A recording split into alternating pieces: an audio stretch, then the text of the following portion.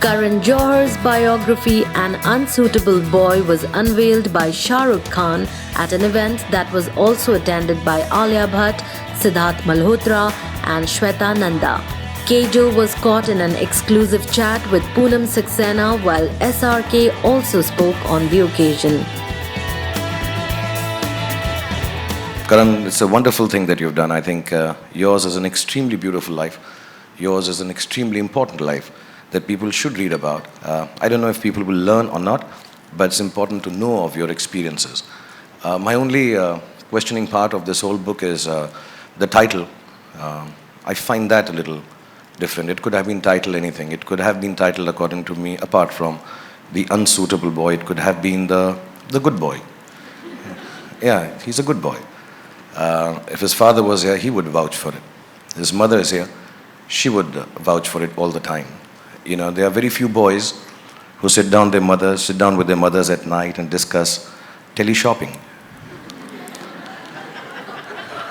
He does that at 3 a.m. Wherever he is in the middle of a party, but he'll come back and he'll say, "Mom, मैंने सुना है वो tele-shopping network पर एक नई चीज़ आई है, let's sit down and buy it." That's a good boy. He's an intelligent boy. I think that's what the book could have been called.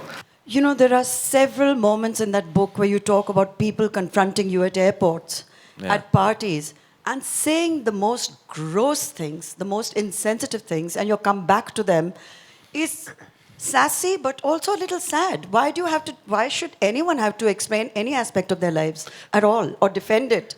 I think Why? people sometimes, when you're in the celebrity zone, I think people tend to sometimes just not know what to say.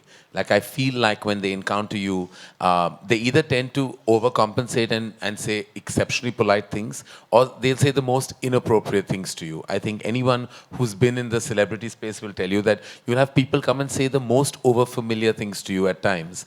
And sometimes because they think that they own you, because you're in their living room on a daily basis, perhaps because of my television exposure, or the fact that one is around and all over the place, they feel they have an ownership over you. And sometimes that allows them to kind of cross the boundary of decency. And they'll say things that are inappropriate.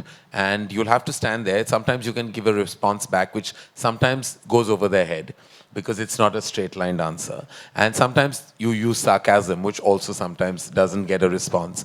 Sometimes all you do is just, like Shah Rukh told me the other day, that now when people say things, he just nods. Because there's nothing else to say. Sometimes you just nod because people say the most bizarre things, and sometimes it's members of the fraternity, sometimes it's members of the media within the fraternity, sometimes it's random strangers at an airport, and you have to just deal with it. There's nothing you can do. You can't. At least I'm not the guy who's going to start getting into a fight, because I don't think I'll have the ability to handle it if I was at the receiving end. So I just let it pass. There's also a wonderful moment that you talk about when Kajol, who you now don't have the same relationship with any longer, but maybe you will in future, when she told you that if you want to establish you want to assert yourself on the set, just come and shout the hell out of me, just come and yell at me to show that you're the boss. And you were faking, you were faking it, she was faking it. But I thought that was very generous of her and very smart of her to think of that. You were young, you were nervous, she was a huge star, and she says, just come out there and shout at me. Yeah, and it's true. It's what happened. It's what's in the book, as are many other things. Kajol, I think enough has been said about recently, especially when excerpts of the book have been out. So I don't want to say any more about the fact that we have great history. And I want to remember just the history that we've shared. This is a moment in that history of nearly 25 years of a friendship. And sometimes chapters end, books end, relationships end. I think he's a very sensitive boy. That's what the book could have been called. And it's a personal experience, because I have the inability to express my feelings. I have oversensitivity issues. I am complex and damaged. But I realize that the only person, apart from my family now, who can give me the space or figure out how I'm feeling has been only Karan. He can make out that Bhai is angry, Bhai is sad, can't say this to Bhai. And it's not just me. I've seen him being sensitive to everybody around, from the youngest of people, his team of Student of the Year, to the eldest of them all. And he can understand what is happening in your heart, what is happening in your soul. He's an extremely, extremely wonderfully gifted, sensitive person. The book could have been called The Brave Boy. And I say this with vehemence and conviction because Karan is different.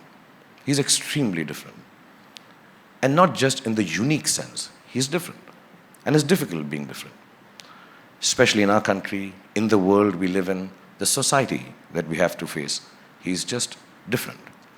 And to achieve what he has done, with the gusto that he's done this, with the aplomb that he's achieved this, is even beyond the greatest of achievements. Because to be different, and to do and be accepted, and to run wild and free in this world is a very, very special thing. I know him very personally. I haven't read the book. I don't know how much of the difference comes out in this book. But he is a different boy. He is a unique boy. And last but not least, when I say this, he's genuinely an extremely brave boy. And he's all of these put together. He makes a very special boy. To me, Karan Johar will always remain the most beautiful boy that I've ever seen in my life.